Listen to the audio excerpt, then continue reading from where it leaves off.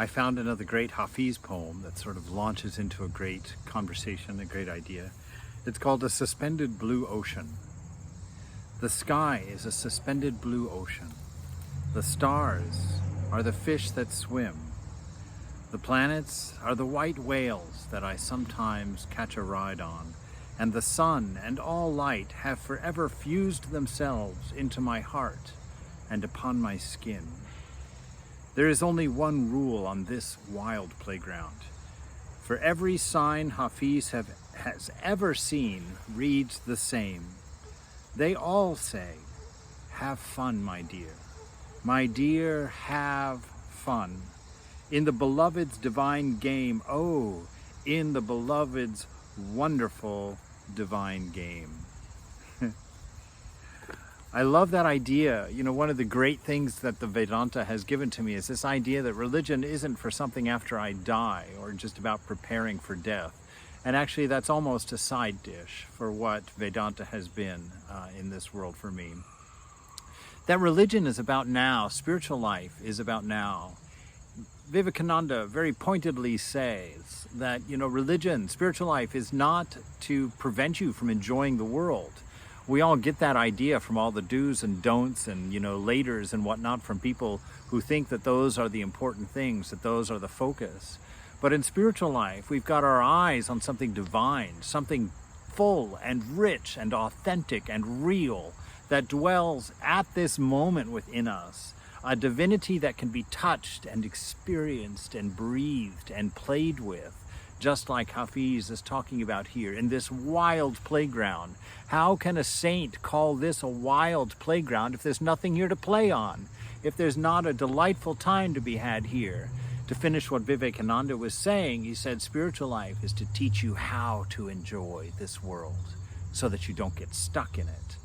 You see, the pleasure and joy of spiritual life is not based on activities that are distracting and forgetful of our regular life. It plumbs much, much deeper than that. And that's why sometimes the work to get that water, to get that infinite supply of bliss, because that's the fundamental nature of you, is bliss, is joy, is delight, is wonder. That is who you are as a person. That is what your nature is. That means to sit alone in a room, the ripened person finds that joy.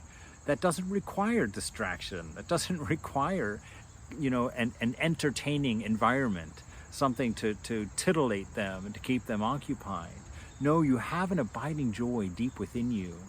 And what keeps us from that? Oh goodness, it's that thing, that ego, that me and mine, always getting in the way, so that when we sit alone in the room, we don't sit in solitude and quiet in the bliss of self.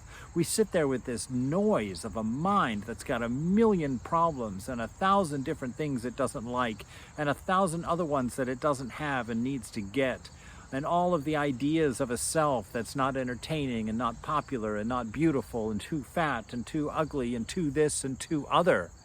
We have no idea of the divine light that is inside of us, each one.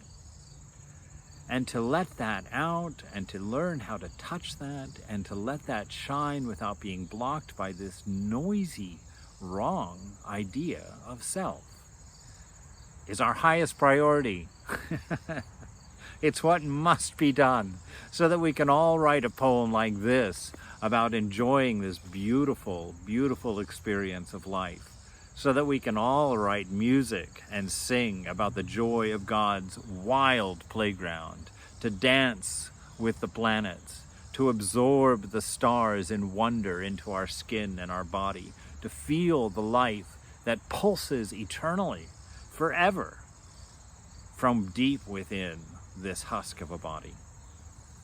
Go find it. Look within yourself.